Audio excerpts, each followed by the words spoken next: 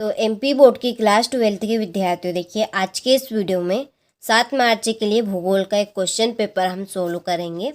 देखिए जिसमें काफ़ी मोस्ट इम्पोर्टेंट क्वेश्चन आपको देखने को मिलेंगे।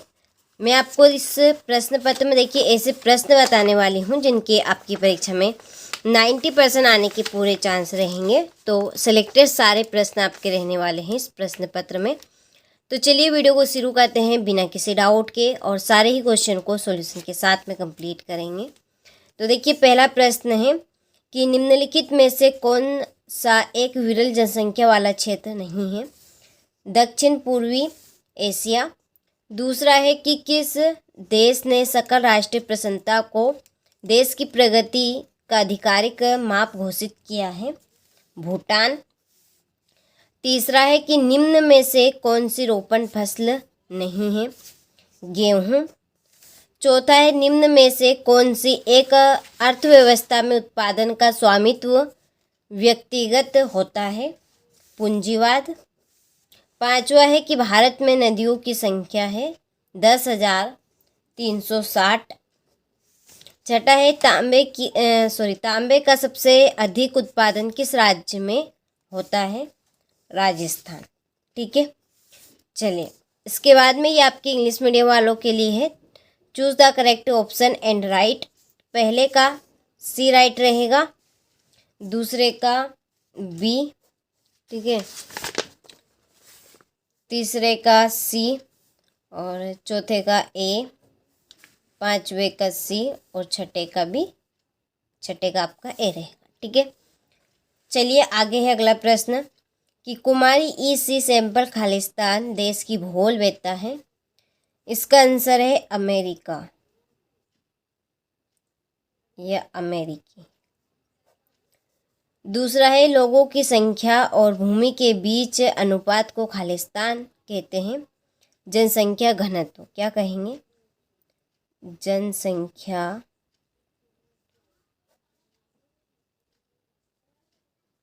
घनत्व।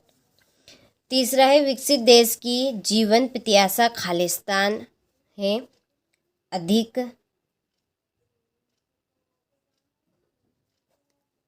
चौथा है दो नोडों को जोड़ने वाली सड़क खालिस्तान कहलाती है योजक। पांचवा है भारत में सर्वाधिक जनसंख्या घनत्व वाला राज्य खालिस्तान है बिहार।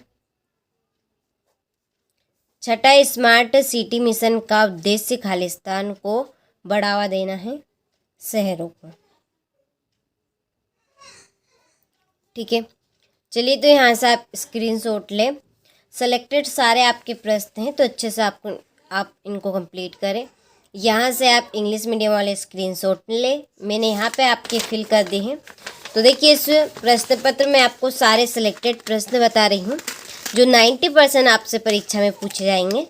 तो चलिए क्वेश्चन नंबर 3 को कंप्लीट करते हैं। सही जोड़ी है आपकी। तो पहली है ट्रक कृषि, इसकी जोड़ी है सब्जियां पैदा करना। दूसरी है लोहा इस्पात उद्योग जमशेदपुर, और इसमें आएगी भिलाई। सबसे अधिक रेल घनत्व बेल्जियम। तीसरी है ये हो गई जनसंचार माध्यम रेडियो और दूरदर्शन। ठीक है, और पांचवा है सबसे छोटा धार्मिक समूह जैन। चलिए तो आप स्क्रीनशॉट ले यहाँ से और अच्छे से कंप्लीट करें। इसके बाद में ये आपके इंग्लिश मीडियम वालों के लिए जोड़ी, यहाँ पर मैंने जोड़ी के नंबर आपके डाल दी है तो कंप्लीट अच्छे से करें। एक वाक्य में उत्तर दीजिए। पहला है कि फ्रांसीसी स्कूल के जनक कौन थे? तो इसका आंसर है आपका, तो देखिए इसका आपका आंसर है विडाल डी लोविसाल वलास। दूसरा है कि जनसंख्या के वितरण को प्रभावित करने वाले भौगोलिक कारक कौन कौन से हैं? ठीक है, तो भौगोलिक कारण कौन कौन से ये बताना है।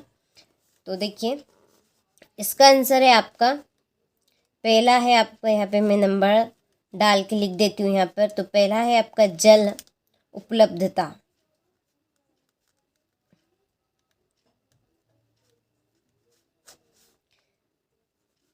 दूसरा है भू आकृति और इसमें आएगा आपका जल, वायु और मृदा।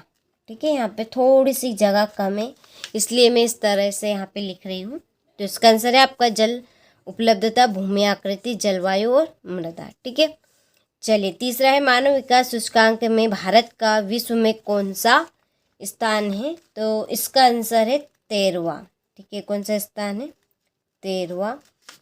चौथा है कृषि घनत्व को कैसे ज्ञात किया जाता है? तो इसका आंसर है, तो देखिए इसका आंसर मैंने यहाँ पर लिख दिया है, कृषि घनत्व इक्वल कुल कृषि जनसंख्या प्रति निवल कृषि क्षेत्र। पांचवा, 20वीं शताब्दी के दौरान नगरीय जनसंख्या कितने गुना बढ़ी? तो इसका आंसर है आपका, यहाँ पर लिख देती हूँ एरो करके, 11 गुना। ठीक है, कितने? 11 यानी कि 11 गुना। ठीक है, चलिए तो आप स्क्रीनशॉट लें यहाँ से। इसके बाद में ये आपके इंग्लिश मीडियम वालों के लिए, जो यहाँ पर नहीं है फिल आपके, उनको आपको ट्रांसलेट कर लेना है। वैसे तो मैंने फिल कर दी है लगभग। ठीक है, और अच्छे से आपको कंप्लीट करना है। चलिए क्वेश्चन नंबर 5 में सत्यासत्य लिखिए। पहला है कि सघन बसाव वाले देशों में आंतरिक व्यापार अधिक होता है, तो ये आपका सत्य। तो यहाँ पे मैं टिक मार्क लगा रही हूँ आपके समय का अभाव रखते हुए, आपको यहाँ पर सत्य लिखना है। दूसरा है दो समय बिंदुओं के बीच जनसंख्या में परिवर्तन को जनसंख्या वृद्धि कहा जाता है, तो ये भी आपका सत्य रहेगा, ये भी सत्य रहेगा, ये भी और ये भी। और आपका छठा सत्य रहेगा, ईमेल एक जनसंचार का माध्यम है, तो ये आपका सत्य है। तो आप कंप्लीट कर लेना है यहाँ पर सारे प्रश्नों को पढ़ के एक बार। चलिए इसके बाद में ये आपके इंग्लिश मीडियम वालों के लिए, तो देखिए ये सारे आपके ट्रू रहेंगे, केवल मात्र 6 आपका फॉल्स रहेगा। तो ये 4th भी आपका ट्रू है, 5 भी, और ये केवल फॉल्स है। ठीक है, चलिए इसके बाद में है कि संभववाद विचारधारा का सर्वप्रथम किसने दिया? तो 2 नंबर का इम्पोर्टेंट क्वेश्चन है। 7वां है जनसंख्या के वितरण की प्रभावित करने वाले 3 भौगोलिक कारकों का उल्लेख कीजिए। ठीक है, 8वां विश्व में जनसंख्या परिवर्तन के लिए उत्तरदायी कारकों की व्याख्या कीजिए। ठीक है, तो इन सारे प्रश्नों के आंसर की हमने आंसर शीट बना ली है। उसके लिए इसी वीडियो की डिस्क्रिप्शन में आपको हमने नंबर दिए हैं, आप उन नंबर पे कॉल करें, आपको पूरी जानकारी मिल जाएगी। और देखिए मैं आपको इस तरह की केवल मात्र 4 प्रश्न पत्र दे रही हूँ। उसके पहले मैं आपको एक प्रश्न पत्र बता चुकी हूँ। यदि आपने अभी तक नहीं देखा है तो आप चैनल पर जाकर देख सकते हैं, प्रॉपर आपके वही आ रहे हैं। देखिए मैं आपको जो सेट पेपर उपलब्ध करा रही हूँ उनमें से ये आपके पूरे क्वेश्चन आ रहे हैं।